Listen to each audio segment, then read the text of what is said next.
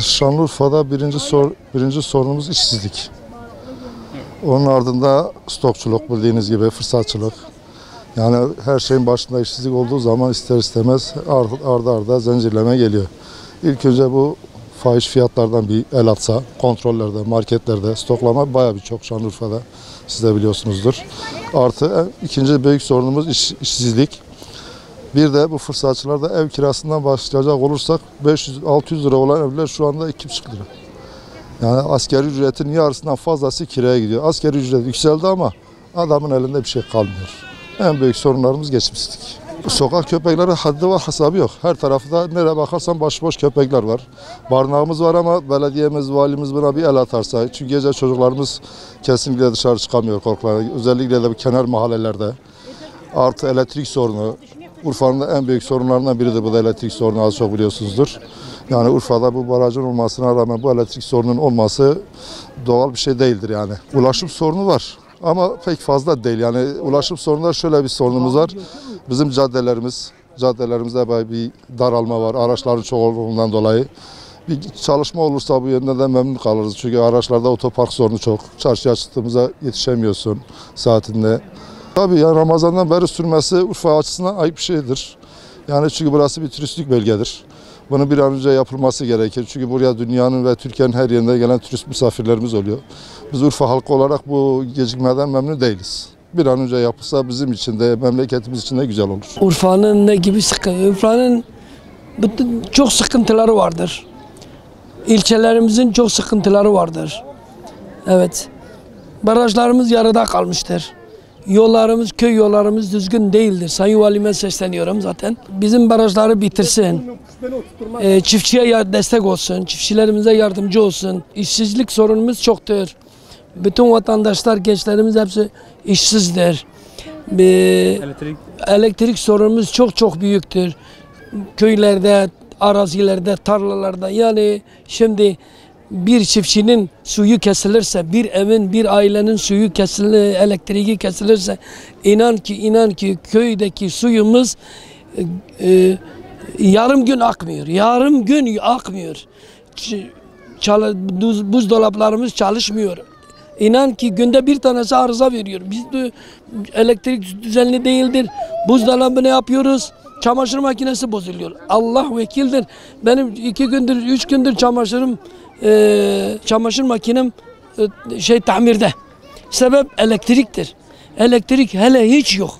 Yani bir ailenin, bir köyün veyahut da bir bölgenin elektriği olmasa ne olacak hali? Ne olacak? Hayat elektrik olmuştur artık. Evet. Arazilerimiz susuzdur. Yollarımız düzgün değildir. Altyapılarımız hiç yoktur. Perişandır millet yani. Hele cebimize bakıyoruz, daha büyük sorunlar.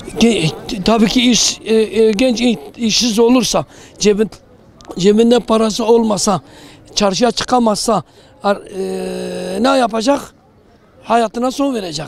Bir gün, 5 gün, 1 ay, bir yıl gittin mi, perişan kaldı mı hayatına son verecek. Çünkü ne yapsın artık adam? Valimiz ne yapabilir bu konularda? Valimiz her şeyi yapabilir. Valimiz şimdi bir ilçenin, bir ilin yönetimi valinin elinde. O vali çiftçiye de bakabilir, elektriğine de bakabilir, yoluna da bakılır. O gençlerin, intihar eden gençlerinin halini de sorabilir, öğrenebilir. Onlara iş bulabilir, iş vermesi lazımdır, iş kurması lazımdır, fabrika olsun. Ne dese valim yapabilir yani. Bir valimiz her şeyi yapabilir. Urfa bak, ben kendim ciğer hastasıyım. Ama kısacası ben burada niye Antep'e gideyim, Antep'te PET filmini çekeyim? Koskoca büyük şehirdir. Ben niye gideyim yani? Ben özel arabamla gitmişim orada PET filmini çekmişim. Niye Urfa'da yok? Ben yarın öbür gün ÖSYM'de ilaç verdiler. 3 ay bitti. Ondan sonra ben nedir ya, ne tedavisini göreceğim. İşin tedavisini göreceğim. Urfa'da işin tedavisi olan bir makine yok, sağlam makine yok. Biz burada yani bir ufak bir şey için Antep'e mi gitmemiz lazım? Ayıp değil mi? Büyük şehir olmuşuz, olmuşuz. Arkadaş Urfa'da sorun çok. İnşallah bizim bu yeni gelen vali bu sorunları ele alır. Ya sorun çok var. En güzel çarpan mesele bizim burada mahallemizde, ben kendim Akkaba mahallesinde oturuyorum. En büyük sorun belediye sorunu, otobüs var ya sorunu. Ben orada bekledim bu yaşlığımda, bu hastalığımda durakta 8 tane bu halk otobüsü gitti, sonradan bu belediye otobüsü geldi. Niye yani, niye? Sebep ne yani bunun? İnşallah ben yani bu gelen arkadaşı ben şimdi doğru söyleyeyim, ben daha adamı görmedim, bilmiyoruz. İnşallah Allah'ın izniyle çalışır yani. Yani sorunlara bakarsan Urfa'da sorun çok var. Çok yani haddinden fazla var. İnşallah bu gelen valimiz tarafsız bir vali istiyoruz yani. İnşallah da öyle olur. En büyük sorunlarından biri Eyüpiye bölgesinde. Şu Yerince'yi biliyorsunuzdur. Oradaki çöp kokusu. Çok fazla rahatsız oluyoruz. Pencerelerimizi bile açamıyoruz. Öncelikle oraya bir çözüm bulmasını istiyoruz. Oradaki insanlar hepsi çok fena bir şekilde rahatsız oluyor. Yani sivrisineklerimiz çok fazla. Oradaki yollar bayağı kötü. Yani birçok sorunlarımız var aslında. Sokak hayvanlarıyla ilgili yani bir barınaklarımız var ama yetmiyor. Barınaklarımız, yani daha fazla barınak yapmalarını istiyoruz. Dışarıda olan hayvanlara en azından hani bir kap su veya mama falan vermelerini istiyoruz. Üniversite mezunuyum.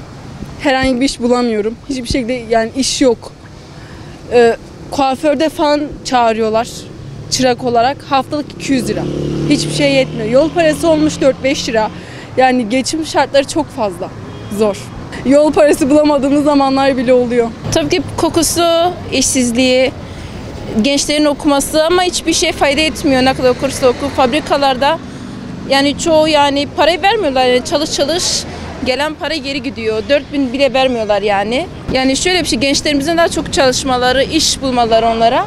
Henüz iş yok ki. Ya çocuklarımıza süt alacak paramız gerçekten bile yok, olmuyor. Bazen de çalışma isteğimiz oluyor, iş almıyorlar. Hepsi olmuş torpil. İşkurlara gidiyoruz. İşkurda bütün Eyüpiye'ye bakabilirsiniz. Hepsi demir, çelik, hepsi torpil. Torpille iş alımı oluyor. Ama geri kalan hepsi de boşta duruyor yani şu anda. Milletin hakkına hangisi hayırlısı o gelsin de millete çalışan lazım. Şu anda trafik Urfa'da alt üst olmuş. Yani vali en azından buna el atmak lazım yani. Trafik diye bir şey kalmamış yani. Ya Urfa'nın sorunları bitmez ki. Urfa'da bir şey bakkala gidiyorsan soruyorsan de 20 lira, öbür aynı maddeyi soruyorsan de 40 milyon. Öbürüne gidiyorsa de 50.000 lira. Yani tam şeylerin, vurguncuların elinde kalmış yani. Fakir fukara ölmüş yani. Yazı bunlara el atmakları lazım, denetleme lazım. Bunları denetlemeleri lazım yani. Belediye zaptaları hiç çarşıda görünmüyor yani. Mesela belediye zaptaları karakollarda, belediye zapta karakollarında oturmuşlar. Ayağın üstüne atmışlar. Etiket, çarşıya bakıyorsan etiket yok. Hepsi yan kesicilerin elinde kalmış. Hepsi kim kime ne kaça satarsa, vurguncuların elinde. Uyuşturucu da çok, balıcı da çok, parklarda çok şeyler oluyor yani. Yani biraz denetlemeler olsa milletin hakkına iyi olur. Yani denetleme olsun, belediye zaptaları, ekipler olsun, vali göz kulak olsun, trafik aksamasın. Belediye otobüse gidip bir arabanın arkasına da yani 4 saat otobüs şoförü bekliyor. Bu sefer millet otobüs şoförüne saldırı yapıyorlar. Yazık yani, adam ne yapsın? Şimdi öncelikle Sayın Valimize hayırlı uğurlu olmasını diliyorum. İnşallah memleketimize, şehrimize, milletimize faydalı biri olacağına inanıyorum. Tek şeyimiz burada şu anda Urfa'da bir sıkıntımız genellikle kenar mahallelerimizde bu uyuşturucu, hırsızlık olayları çok yaşanmaktadır. Daha önceki Sayın Valimiz de bu işle biraz uğraştı ama maalesef bir türlü çözüm olmuyor. Biz de öncelikle Sayın Valimizden bu uyuşturucu ile ilgili emniyet teşkilatını bir daha harekete geçirmesini istiyoruz. Çünkü her yerde her akşam soyulmayan, açılmayan yer kalmamış. Uyuşturucu kullanılmayan yerler kalmamış. Bütün parklar, meskul mahallelerde, özellikle oralarda emniyetin biraz daha sıkı çalışmasını istiyoruz. Çarpık kentleşme var. Olması gereken projeler var. Onlar faaliyete geçmiyor. Onlar da bir an önce faaliyete geçirmesini istiyoruz. İnşallah ona da bu Sayın Valimize nasip kısmet olur. Kendisine çalışmanın dolayı başarılar diliyorum. Hayırlı uğurlu olsun diye burada sesleniyorum. Vallahi biz yeni gelen valiyi daha tanımıyoruz. Baş tacıdır, memleketimize hoş gelmiştir. Ama eski valinin gitmesine biz çok üzüldük. Çok yazık oldu. O Urfa'ya çok büyük hizmetleri vardı. Çok babacan bir valiydi. Yani herkesin derdine koşuyordu. Mesela bundan birkaç ay önce bir suda boğulma olayları vardı. Bizzat kendisi takip ediyordu eski giden valimiz. Taziyelere gidiyordu. Yani her şey babacan bir valiydi. Şu gelen valimiz de inşallah o da yararlı olur Urfa'mıza. O da baş tacıdır, devlet büyüğümüzdür. Yani hangisini sorayım Urfa'nın büyük sorunları? Hangi birini sorayım ki? Mesela şu andan büyük bir sorun Abidiye'nin orasıydı. Şükürler olsun yapılıyor şu anda. Yani ne yapacağız? Her şeyi devletten bekliyoruz. İntiharlar tabii ki olacak. Yani teknoloji ilerledikçe bütün insanlarda dertler de fazla çoğalıyor. Yani televizyona bakıyor, internete bakıyor vesaire vesaire ister istemez.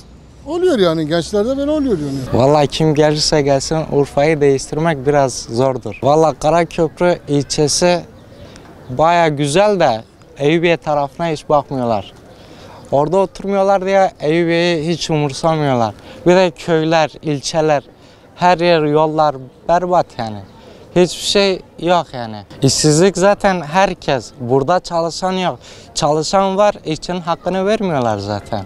Kimse çalışmaya minnet etmiyor yani. Vallahi ben mevsimlik işçiyim. Ben Urfa'da çalışmıyorum. Urfa'da iş yok çalışayım. %80 mevsimlik işçilerin %80'i zaten Urfalı. Yani Şanlıurfa'da hiçbir iş yok. İş sıkıntısı zaten Urfalıların %80 dışarıda çalışıyor. Vallahi bilmiyorum, belediyeler hiç geçen ben kombi servisiyim, doğalgaz servisiyim. Köpekleri alıyorlar, şeyin oraya atıyorlar.